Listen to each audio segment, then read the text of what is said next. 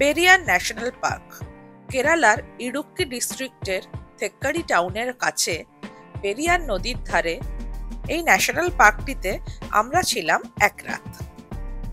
এই জঙ্গলটি এলিফ্যান্ট আর টাইগার রিজার্ভের জন্য ফেমাস।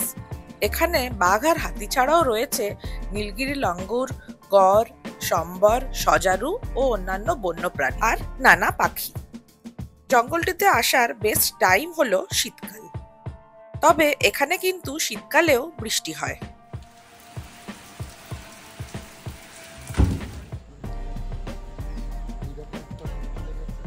হ্যালো এভরিওয়ান, আমি অপরাজিতা আর আমার চ্যানেল অপরাজিতাস ট্রাভেল নেস্টে সবাইকে ওয়েলকাম।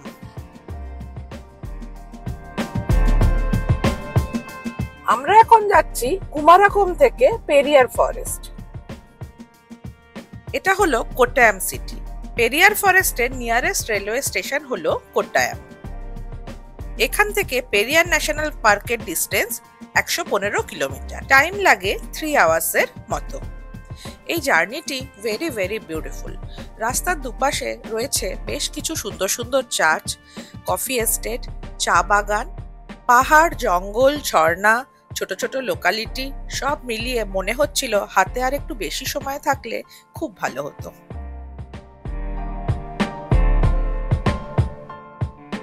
এটা আমাদের কেরালা ট্রিপের লাস্ট ডেস্টিনেশন। এর আগে আমরা কোচি, আলেপ্পি, আথিরাপল্লী অ্যান্ড কুমারাকোম ঘুরে দেখেছি। সেই ভিডিও আমার চ্যানেলে আছে, আপনারা না দেখে থাকলে দেখে নিতে পারেন। এই জায়গাটা এত ভালো লাগছিল যে এখানে আমরা কিছুক্ষণ ব্রেক নিলাম। এই চার্চটি খুব সুন্দর।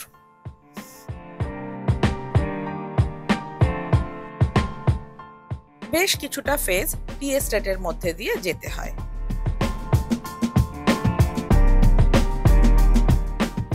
পেরিয়ার ন্যাশনাল পার্কের nearest airport Madurai, distance 140 kilometre, আর কোচি এয়ারপোর্টের ডিস্টেন্স 190 কিলোমিটার।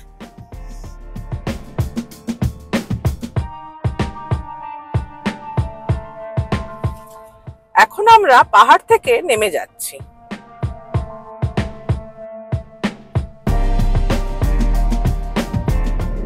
চলে এলাম কুমিলি টাউনে।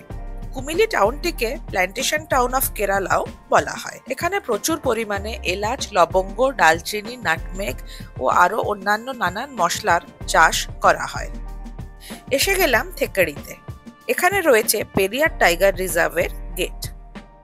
এই গেটে এন্ট্রি করাতে হয়। এছাড়া এখানে কার পার্ক করে টাইগার রিজার্ভের বাসে চড়ে বোট সাফারি বা জঙ্গলে ঘুরতে যেতে হয়। তবে জঙ্গলের ভেতরে থাকা কেরালা গভর্নমেন্ট বা কেটিডিসি ফরেস্ট বাংলোতে বুকিং থাকলে তখন প্রাইভেট কার ভেতরে অ্যালাউ করে।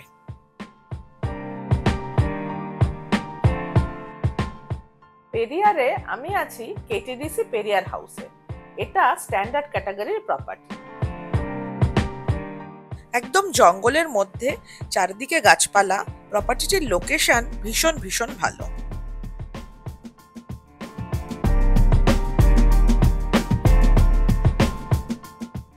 যাবার সাথে সাথেই ওনারা ওয়েলকাম ড্রিঙ্কস দিলেন।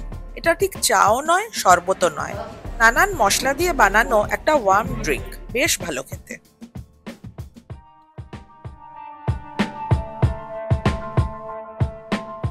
এখানে অ্যাকচুয়ালি কেরালা গভর্নমেন্টের 3টে প্রপার্টি আছে। একটা হচ্ছে কেটিডিসি লেক রিসর্ট, সেটা লাক্সারি প্রপার্টি, আর সেটা আছে পেরিয়ার রিভারের মধ্যে দিয়ে গিয়ে বেশ খানিকটা বোটিং করে যেতে হয়। বেশ খুব সুন্দর জায়গায় প্রপার্টিটা। আর বাট সেটায় থাকতে গেলে কিন্তু অনেকদিন আগে থেকে বুকিং করতে হয়, কারণ খুব বেশি রুম নেই সেটাতে, যার জন্য অনেক আগে থেকে বুকিং হয়ে যায়। সেকেন্ড ক্যাটাগরিতে আছে কেটিডিসি অরণ্য নিবাস, সেটা ডিলাক্স ক্যাটাগরির প্রপার্টি।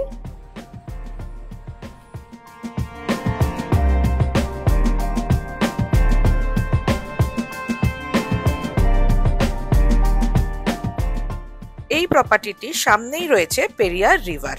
বোট সাফারি রিপোর্টিং পয়েন্টে আমরা এই প্রপার্টিটির মধ্যে দিয়েই গেলাম। আর থার্ড হচ্ছে কেটিডিসি পেরিয়ার হাউস, এটা স্ট্যান্ডার্ড ক্যাটাগরির প্রপার্টি, তবে এই প্রপার্টিটা এদের সবথেকে পুরনো প্রপার্টি। এই প্রপার্টিটা অ্যাকচুয়ালি দুটো উইং আছে। সামনের দিকের উইংটি রিনোভেটেড, তাই রুমগুলো ঠিকঠাক। সামনে রয়েছে বেশ বড় চিলড্রেন্স প্লে এরিয়া। আর ভীষণ রকম বাঁদরের উৎপাত আছে, মানে বাঁদর রীতিমতো দরজার নব ঘুরিয়ে রুমে ঢুকে আসছে। বোতল টোতল দেখলে তো টানাটানি করছে। তবে জঙ্গলের ফিল নেয়ার জন্য এই প্রপার্টিটা কিন্তু এক কথায় রেকমেন্ডেবল। একদম জঙ্গলের মধ্যে সন্ধ্যের মুখে একটু হাঁটতে বেরোলে বা সকালবেলায় একটু হাঁটাহাঁটি করতে ভীষণ ভালো লাগবে। আফটার লাঞ্চ আমরা গেলাম বোট হাউসে। আমাদের টিকিট আমরা অনলাইনে প্রি বুক করে রেখেছিলাম। টিকিট প্রাইস পড়েছিল পার পার্সন 450 রুপিস, বাট ওখানে গিয়ে দেখলাম কাউন্টার থেকে কাটলে ticket price per person 250 rupees. তবে টুরিস্টরা মোস্টলি অনলাইনে টিকিট প্রি বুক করেই রাখে, সেই জন্যে ওখানে গিয়ে টিকিট পাবার চান্স কিন্তু খুবই কম। টিকিটে সিট নাম্বার মেনশন করা থাকে। সারাদিনে মোট 5 বার এই সাফারি হয়। সাফারির টাইম আমি ডেসক্রিপশন বক্সে মেনশন করে দিলাম। এই সিঁড়ি দিয়ে ওপরে উঠে গেলেই রয়েছে কেটিডিসি লেক রিসর্ট।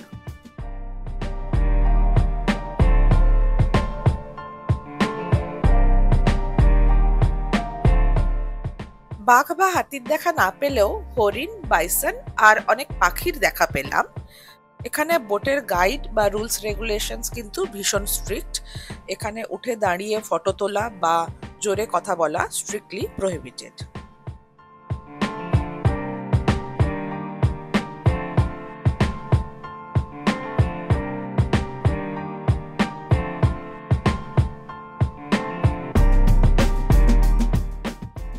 সাফারি শেষ করে ফিরতে ফিরতে প্রায় বিকেল হয়ে গেল।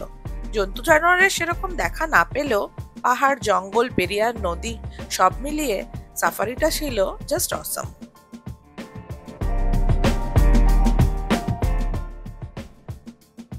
বোট হাউস এরিয়াতেই রয়েছে একটি ক্যাফেটেরিয়া, আর এই ক্যাফেটেরিয়ার রাইট অপোজিটে রয়েছে বাস স্টপ। যারা থেক্কাড়ি থেকে এসেছেন তাদের এখান থেকে সন্ধে 6টার মধ্যে বাসে করে আবার ফিরে যেতে হবে। সন্ধে 6টার পর জঙ্গলের মধ্যে ভেহিকল মুভমেন্ট রেস্ট্রিক্টেড। এখন সন্ধে হব মানে সূর্য ডুবে গেছে। জঙ্গলের মধ্যে একটু হাঁটতে বেরিয়েছি, খুব সুন্দর লাগছে। চারদিক একদম নিরিবিলি, নানা রকম পাখির ডাক, আরো নানা রকম শব্দ আসছে। সব মিলিয়ে মিশিয়ে দারুণ সুন্দর পরিবেশ। হঠাৎ করেই গাছের ডালে দেখলাম দুটো নীলগিরি লাঙ্গুর, যাদের বডিটা কুচকুচে কালো। এই টার্টেল শেপ বিল্ডিংটিও একটি ছোট ক্যাফেটেরিয়া। এটি রয়েছে কেটিডিসি, পেরিয়ার হাউস আর অরণ্য নিবাসের ঠিক মাঝামাঝি এরিয়াতে। এখানে যাওয়ার জন্য কি সুন্দর একটা ছোট্ট ব্রিজ আছে। আর এই ক্যাফেটেরিয়ার চারদিকে রয়েছে একটা পরিখা। সন্ধ্যের পর চারদিক খুব নিস্তব্ধ হয়ে গেল।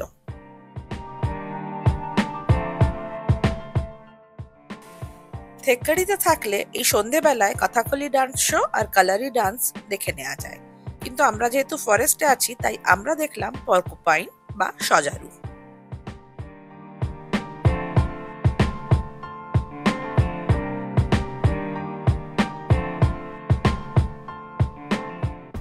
রাতে এখানে বুফে ডিনারের অ্যারেঞ্জমেন্ট ছিল। আমি রুম ট্যারিফ আর ডিনারের কস্ট ডেসক্রিপশন বক্সে মেনশন করে দিলাম।